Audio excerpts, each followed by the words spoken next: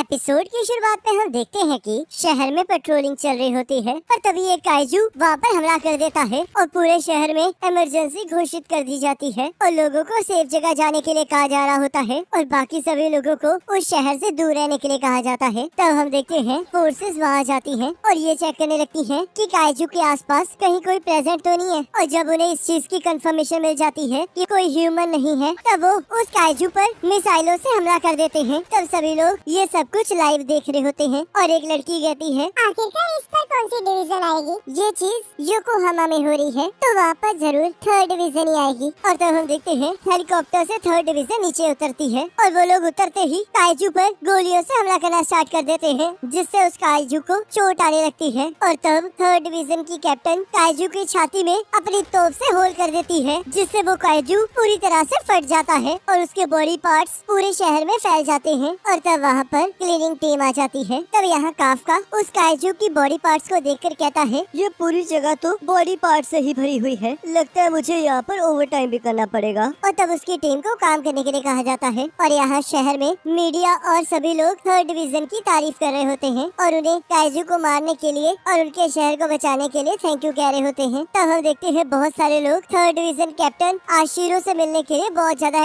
Excited हो रहे होते हैं। तो यहाँ काफका और उसकी टीम अपना काम करना स्टार्ट कर देती है और काफका हमें बताता है, सभी लड़ाइयों के बाद हमारी लड़ाई स्टार्ट होती है और यहाँ पर हमें कोई चीयर करने के लिए नहीं होता और ना ही कोई हमें थैंक यू कहता है, पर ये फिर भी काइजू के अगेंस्ट हमारी लड़ाई है। तभी एक ड्रोन उसके पास सैंपल लेने आया होता है और तब वो उसे सैंपल दे देता है और अपने साथी से कहता है, मैं इसे यहाँ से नहीं काट पा रहा हूँ तो इसलिए मुझे फैट जैमिंग कटर ला कर दो। और तब वो देखता है उसका एक साथी एक ऑर्गन को लिफ्ट करने लगता है। तब काफका उसे लिफ्ट करने के लिए मना करने लगता है, पर हम देखते हैं तब तक बहुत ज्यादा देर हो चुकी होती है और वो ऑर्गन फट जाता है, जिससे गरम गरम खून उसके ऊपर गिरता है और उस पर्सन की स्किन थोड़ी सी जल जाती है। तब काफका उसके पास आ जाता है और उस पर दवाई लगाकर कहता है, चिंता मत करो, कभी कभार ऐसा होता रहता है और हाँ, इसके लिए वर्कर कंपनसेशन जरूर मांग लेना। जब भी थर्ड डिवीजन काम करती है तो चीजें सच में बहुत ज्यादा बिगड़ जाती है और ये बताना बहुत मुश्किल हो जाता है कि कौन से ऑर्गन्स हैं और कौन से नहीं। पर मुझे यकीन नहीं आ रहा कि वो चाहते हैं कि हम इसे एक हफ्ते में हटा दें। तभी उसका एक साथी वहाँ जाता है और कहता है, काफका तुम्हारे लिए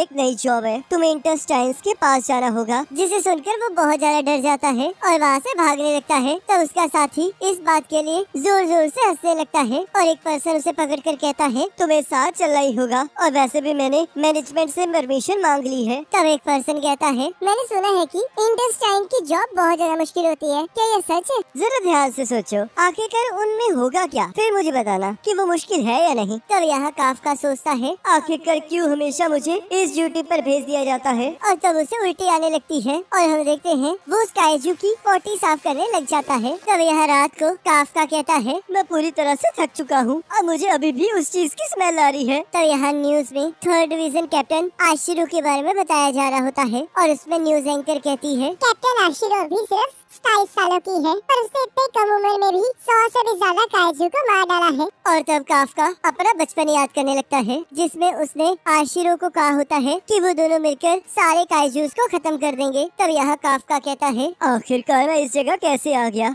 रुको, मुझे इसके बारे में नहीं सोचना चाहिए था। क्लीनिंग करना भी बहुत इम्पोर्टेंट जॉब है और इससे तो मैं सोसाइटी की मदद कर रहा हूँ, जिसकी वजह से मैं इतने अच्छे घर में रह रहा हूँ और अच्छा खाना खा पा रहा हूँ। क्या ये अच्छी बात नहीं है? और तब अगले दिन फिर से काम पर चला जाता है, जहाँ उसका एक साथी कहता है, काफका आज हमारे साथ एक नया पार्ट टाइमर काम करना शुरू कर रहा है और इसका नाम इचिकावा है। इसका कहना है कि इसे भी डिफेंस फोर्स ज्वाइन करनी है। और इचिकावा काफका भी कभी डिफेंस फोर्स ज्वाइन करना चाहता था, पर अब ये सब कुछ छोड़ चुका है और अब ये यहाँ के फर्नीचर का पार्ट है, जिससे काफका को बिल्कुल अच्छा नहीं लगता और वो कहता है, ऐसे बच्चे को डराना बंद करो। तो इचिकावा कहता है, सुनिए सर, आखिरकार आपने हार क्यों मानी? मैंने बहुत ज्यादा कोशिश की, पर जैसे कि तुम्हें पता ही है कि तुम चाहे जितने मर्जी अच्छे हो, पर कोई न कोई तुमसे अच्छा जरूर होगा। और तुम ये भी कह सकते हो कि मैं ये जान चुका था कि मैं इस लिमिट से आगे नहीं बढ़ पाऊंगा। जब तुम बड़े हो जाओगे तब तुम्हें इस बात का एहसास हो जाएगा। ऐसा कुछ नहीं होने वाला, क्योंकि मैं कभी हार नहीं मानूंगा। तो इसलिए जब तक मैं मरता नहीं तब तक मुझे कुछ पता नहीं चलेगा। और तब वो चेंज करने चला जाता है। तो टोकू कहता है, मुझे लगा था तुम दोनों की अच्छी बनेगी। ये बिल्कुल भी अच्छा नहीं हुआ। मैं ऐसा कुछ नहीं कह सकता था जिससे मैं लूजर ना लगूं। क्या गिव अप करना इतना बुरा होता है। और तब वो लोग काइजू को साफ करने वाली जगह पर पहुंच जाते हैं, जहाँ सबको अपना अपना काम बताया जा रहा होता है। तो यहाँ इचिकावा को इंटेस्टाइन साफ करने का काम दिया जाता है, जिससे काफका बहुत ज्यादा खुश हो जाता है और तब उसे भी वही काम दे दिया जाता है। तब वो कहता है, मैंने तो कल भी यही काम किया था, आखिरकार मुझे आज भी क्यों ये काम करना पड़ रहा है? ये इसलिए है क्योंकि तुम इंटेस्टाइन वर्क के साथ बहुत अच्छे हो। और तब वो अपने काम के लिए निकल जाता है। तब वो मैनेजर कहता है, ये हमेशा अपने काम की कंप्लेंट करता रहता है, पर इसने कभी भी मना नहीं किया। अगर ये डिफेंस फोर्स में होता तो ये बहुत अच्छा काम करता, पर ये तो तभी पॉसिबल हो सकता था अगर ये टेस्ट को पास कर लेता। और तब वो सभी लोग काम करने के बाद खाना खाने चले जाते हैं। और यहाँ हम देखते हैं इचिकावा का मन काम की वजह से खराब हो रहा होता है, जिसे देखकर काफका बहुत ज्यादा खुश हो रहा होता है। और तब उसका भी मन खराब होने लगता है। और तब वो इचिकावा से कहता है, क्या तुम अपने साथ लंच लाए हो? पर अब मेरा इसे खाने का बिल्कुल मन नहीं है। तब काफका उसे मल्टीविटामिन का एक जूस का पैकेट देता है और कहता है, अगर तुम्हें शाम तक काम करना है तो तुम्हें कुछ खाना ही होगा, इसलिए तुम इसे रख लो।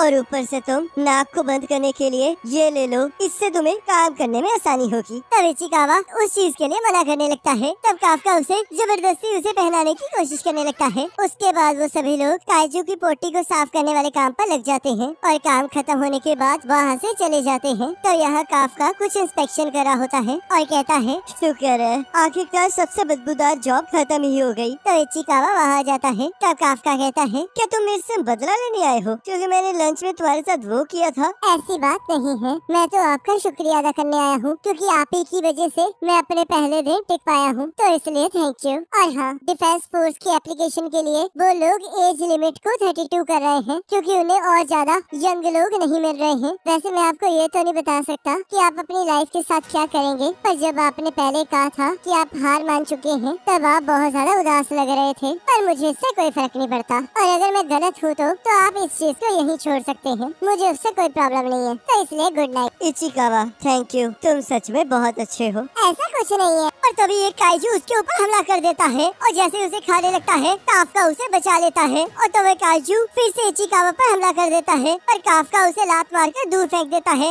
इचिकावा, जल्दी यहाँ से भाग जाओ और जैसे ही तुम सेफ हो जाओगे वैसे ही डिफेंस फोर्स को इसके बारे में बता देना। पर आप इस चीज से अकेले नहीं लड़ पाओगे। पर अगर तुम यहाँ रुके तो हम दोनों ही मारे जाएंगे। तुम डिफेंस फोर्स ज्वाइन करना चाहते हो ना, तो आखिरकार तुम यहाँ पर क्यों मरना चाहते हो? तो इसलिए यहाँ से भाग जाओ। और तब इचिकावा वहाँ से भाग जाता है और काफका उस काइजू का ध्यान अपनी तरफ खींचते हुए वहाँ से भागने लगता है। और तब हम देखते हैं वो काइजू भी उसका पीछा करने लगता है और काफका उससे बचते हुए एक बिल्डिंग में घुस जाता है जहाँ से वो काइजू अंदर नहीं आ पा रहा होता। और तब काफका वहाँ की एक खिड़की से बाहर कूद जाता है और हमें एक फ्लैशबैक दिखाया जाता है जहाँ शिरो रो रही होती है और काफका कहता है, हमारा घर, हमारा स्कूल, सब कुछ तबाह हो गया। मैं उस काइजू को नहीं छोड़ूंगा और उसकी वजह से तो मैं अपनी गेम भी नहीं फिनिश कर पाया। क्या तुम इस वजह से सैड हो? मैं तो इस वजह से उदास हूँ क्योंकि मिको मर चुकी है। मिको तुम्हारी बिल्ली थी ना? और तब वो दोनों ही अपने शहर को देखने लगते हैं और एक साथ डिफेंस फोर्स ज्वाइन करने की बात करते हैं। तब काफका कहता है, ठीक है तो चलो देखते हैं कि कौन सबसे कूल डिफेंस फोर्स ऑफिसर बनता है। तो चलो फिर मिलकर काइजू को हराते हैं। तो यहाँ काफका उस काइजू से बचते हुए सोचता है कि जो हमने वादा किया था वो इस तरह नहीं था। और तभी हम देखते हैं वो काइजू बिल्डिंग तोड़ के उसके पीछे आ जाता है और काफका लड़ने के लिए तैयार हो जाता है और सोचता है, मैं इस काइजू से नहीं डरता हूँ तो मुझे इसकी लातों पर हमला करना चाहिए। तब वो काइजू उसे उड़ा देता है और उसकी टांग तोड़ देता है। तब काफका वहाँ से भागने की कोशिश करने लगता है पर वो वहाँ से हिल नहीं पा रहा होता। तभी वो काइजू उसे खाने लगता है पर हम देखते हैं इचिकावा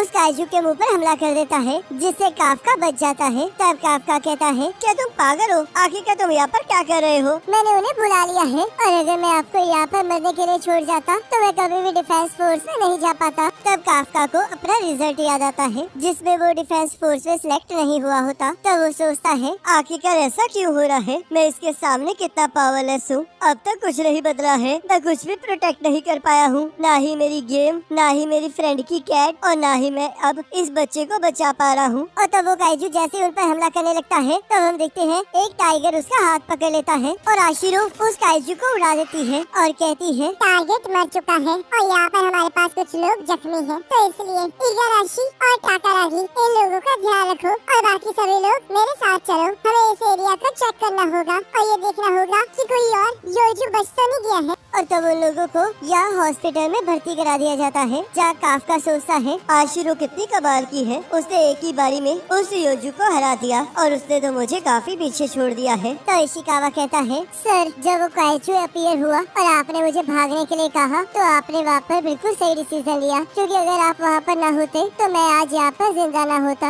आप सच में बहुत ज्यादा कूल है, आपको सच में डिफेंस फोर्स ज्वाइन करनी चाहिए। और हाँ, ये बिल्कुल आपके ऊपर डिपेंड करता है, मुझे इससे कोई फर्क नहीं पड़ता। तब इसे सुनकर काफका को अपना और आशिरो का वादा याद आने लगता है और वो सोचता है, ये बिल्कुल सही कह रहा है, मैं हमेशा चीजों से भागता नहीं रह सकता। थैंक यू इचिकावा, तुम सच में बहुत अच्छे इंसान हो। मुझे लगता है कि हार मानने में कोई गलत बात नहीं है, पर खुद से झूठ बोलना बिल्कुल अच्छी बात नहीं है। तो इसलिए मैं डिफेंस फोर्स में जाने का एक ट्राई और जरूर करूँगा। और तभी उसे उसके सामने एक काइजू दिखाई देता है और वो कहता है, आखिरकार मैंने तुम्हें ढूंढ ही लिया। और जैसे ही काफका उसे देखकर चीखने लगता है, वैसे ही वो काइजू उसके अंदर चला जाता है और हम देखते हैं उसके अंदर रिएक्शन स्टार्ट हो जाते हैं। तब इचिकावा जैसे ही उसकी आवाजें सुनकर उसका पर्दा हटाता है, तब वो उसे देखकर पूरी तरह से शॉक हो जाता है। और तब जैसे ही काफका भी अपनी रिफ्लेक्शन देखता है, तब वो दोनों पूरी तरह से शॉक हो जाते हैं। तब काफका इचिकावा को अपने बारे में समझाने लगता है और तब हम देखते हैं एक बूढ़ा आदमी काफका को काइजू समझ लेता है और उसके बारे में रिपोर्ट कर देता है। तब इचिकावा कहता है, इसने आपके बारे में रिपोर्ट कर दी है, जल्दी से यहाँ से भाग जाओ। तब हमें यहाँ एक फ्लैशबैक दिखाया जाता है, जहाँ काफका आशिरो से कहता है, अगर तुम कभी भी काइजू के सामने जाओ तो सबसे पहले उसकी टांगों पर वार करना, ताकि वो वहाँ से हिल ही न पाए। मुझे थोड़ा सा डर लग रहा है, काइजू तो सच में मुझसे कितने ज्यादा बड़े होंगे। चिंता मत करो, क्योंकि जब भी तुम्हें डर लगेगा तब तुम हमेशा मुझे अपने पास पाओगी। तो यहाँ आशिरो सोचती है, तुम झूठे हो।